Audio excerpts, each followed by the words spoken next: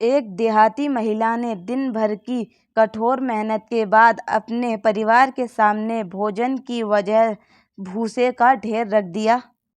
जब पति और बेटे ने झुंझलाकर इस अजीब हरकत का कारण पूछा तो महिला ने जवाब दिया, मुझे लगा था कि तुम्हारा ध्यान इस तरफ जाता ही नहीं है। तुम्हारे सामने खाना रखा जाता है या भूसा। 20 साल से मैं तुम लोगों के लिए खाना बना रही हूँ, परंतु तुम लोगों ने मुझे कभी यह नहीं बताया कि तुम लोग भूसा नहीं खा रहे हो। कुछ समय पहले घर से भागने वाली पत्नियों पर एक शोध हुआ कि उनकी घर से भागने के पीछे बड़ा कारण क्या होता है। क्या आप बता सकते हैं वह कारण क्या था? प्रशंसा का अभाव। और मैं शर्त लगाता हूँ कि यही घर से भागने वाले पतियों के बारे में भी सच होगा। हम अक्सर अपने पति पत्नी को यही बताने की ज़रूरत ही नहीं समझते कि हम उनसे प्रभावित हैं।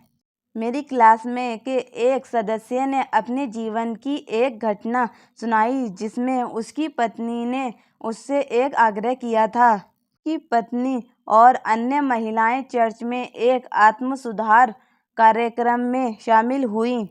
एक दिन उसकी पत्नी ने उससे पूछा कि वह उसकी 6 कमियां बताए जिसे सुधारने से वह बेहतर पत्नी बन जाएगी। उसका पति यह सुनकर हैरान रह गया। उसने कक्षा के सामने कहा, मुझे इस आग्रह से बड़ी हैरानी हुई। सच कहा जाए तो मैं बड़ी आसानी से उसे 6 ऐसी बातें की सूची थमा सकता था जिसमें सुधार की ज़रूरत थी, और ईश्वर जानता है कि वह ऐसी हजारों बातें की सूची थमा सकती थी जिनमें मुझे सुधरने की ज़रूरत थी। परंतु मैंने ऐसा नहीं किया। इसके बजाय मैंने उससे कहा, मुझे इस बारे में सोचने का समय दो और मैं तुम्हें सुबह इसका जवाब दे दूंगा। अगली सुबह मैं बहुत जल्दी उठ गया और फूल वाले को फ़ोन करके उससे अपनी पत्नी के लिए 6 गुलाबों का तोहफा भिजवाने के लिए कहा जिसके साथ यह चिट्ठी लगी हो। मुझे तुम्हारी 6 कमियां नहीं मालूम जिनमें सुधार की ज़रूरत हो। तुम जैसी भी हो मुझे बहुत अच्छी लगती हो। उस शाम को जब मैं घर लौटा तो क्या आप बता सकते हैं दरवाजे पर किसने मेरा स्वागत किया? बिल्कुल ठीक, मेरी पत्नी ने। उसकी आंखों में आंसू भरे हुए थे। यह कहने की ज़रूरत नहीं है कि मैं इस बात पर बहुत खुश था कि मैंने उसके आग्रह के बावजूद उसकी आलोचना नहीं की थी। अगली रविवार को चर्च में उसने बाकी महिलाओं को यह घटना सुनाई और बहुत सी महिलाओं ने आकर मुझसे कहा, इतनी बुद्धिमानी की बात हमने पहले कभी नहीं सुनी। जब जाकर मुझे सराहने की शक्ति का एहसास हुआ। रेज बिग फॉलर ब्रॉडवे में धूम मचाने वाले प्रसिद्ध प्रोड्यूसर रहे हैं। उनकी छवि एक ऐसे प्रोड्यूसर की थी जिनमें अमेरिकी युवतियों को ग्लैमरस बनाने की अद्भुत प्रतिभा थी। हर बार वे ऐसी साधारण युवतियों को लेते थे जिनकी तरफ कोई दोबारा नहीं देखता और उन्हें स्टेज पर वे ग्लैमरस और रहस्यमयी युवतियों में बदल देते थे। प्रशंसा और आत्मविश्वास के महत्व को जानने के कारण वे जानते थे कि सिर्फ प्रशंसा और महत्व दिए जाने पर साधारण सी महिला भी अपने आप को सुंदर मानने लगती है। वे प्रैक्टिकल थे।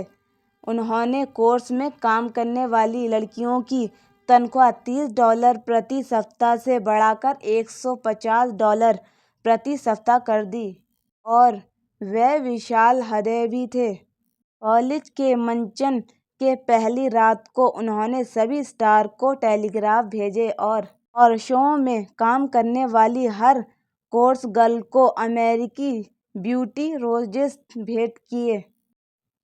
एक बार मुझ पर डाइटिंग का भूत सवार हो गया और मैं 6 दिनों तक भूखा रहा।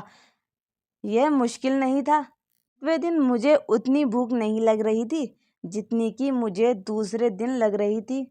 हम सभी जानते हैं कि अगले किसी के परिवार या कर्मचारियों को 6 दिनों तक खाना ना मिले तो वह व्यक्ति अपने आप को अपराधी मानेगा। परंतु अगर वह व्यक्ति परिवार या कर्मचारी की सच्ची तारीफ 6 दिन, 6 हफ्ते या 8 साल तक ना करे तो उसे जरा भी अपराधबोध का अनुभव नहीं होता। हम ये भूल जाते हैं कि तारीफ भी भोजन की ही तरह हमारी अनिवार्य आवश्यकता है। जब महान अभिनेता एल्फ्रेड लून ने रियूनियन इन वियना में मुख्य भूमिका निभाई तो उन्होंने कहा, मुझे जिस चीज़ की सबसे अधिक ज़रूरत है वह है अपने आत्मसम्मान के लिए पोषण। हम अपने बच्चों, दोस्तों और कर्मचारियों के शरीर को पोषण देते हैं, परंतु हम उनकी आत्मसम्मान को कितना कम पोषण देते हैं। हम उन्हें ऊर्जा के लिए बीफ और आलू उपलब्ध करवाते हैं, परंतु हम उन्हें प्रशंसा के दयालुत्वपूर्ण शब्द देना भूल जाते हैं जो सालों तक उनकी यादों में सुबह के सितारे की संगीत की तरह गूंजेंगे।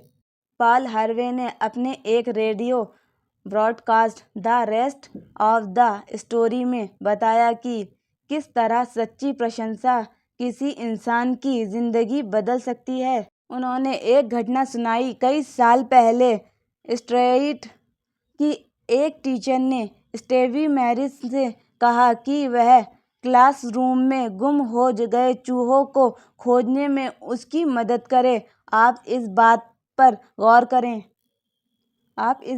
गौर करें। उसने इस बात की प्रशंसा की कि प्रकृति ने भले ही स्टेवी को आंखें नहीं दी थीं, परंतु इसके बदले में स्टेवी को सुनने की अद्भुत शक्ति प्रदान की थी। स्टेवी में ऐसा कुछ था जो उस क्लास में किसी और के पास नहीं था, परंतु दरअसल यह पहली बार था जब किसी ने उसकी सुनने की शक्ति के लिए स्टेवी की तारीफ की थी।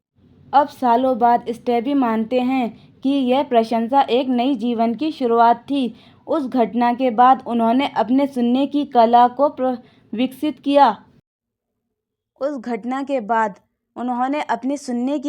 विकसित किया और स्टीवी वंडर के स्टेज नाम को अपना के वह 70 के दशक के महान पॉप सिंगर और गीतकार बन गए। कई पाठक इन शब्दों को पढ़ते समय यह सोच रहे होंगे, अच्छा, चापलूसी, मक्खन पॉलिश, मैंने इसका इस्तेमाल करके देखा है। समझदार लोगों के सामने यह तरीके काम नहीं आते। सही बात है, चापलूसी समझदार लोगों के सामने सफल नहीं होती। यह उथली, स्वार्थी और झूठी होती है। इसे असफल होना ही चाहिए और यह असफल होती भी है। वैसे कई लोग तो तारीफ के इतने भूखे होते हैं कि वह चापलूसी को भी तारीफ समझकर उसे निगल लेते हैं। ठीक उसी तरह जिस तरह भूख से मरता आदमी घास और कीड़े मकोड़े तक खा लेता है। महारानी विक्टोरिया को भी चापलूसी पसंद थी। प्रधानमंत्री बेंजामिन डिज़राएली ने यह स्वीकार किया था कि वह महारानी की चापलूसी किया करते थे। उनके शब्दों में वह बड़ी चम्मच के मक्खन लगाया करते थे, परंतु डिज़राएली ब्रिटेन के सबसे संस्कृत, योग्य और चतुर व्यक्ति में से एक थे। वह इस कला में जीनियस थे। जो चीज़ उनके लिए काम कर गई, जरूरी नहीं वह आपके और मेरे लिए भी काम कर जाए।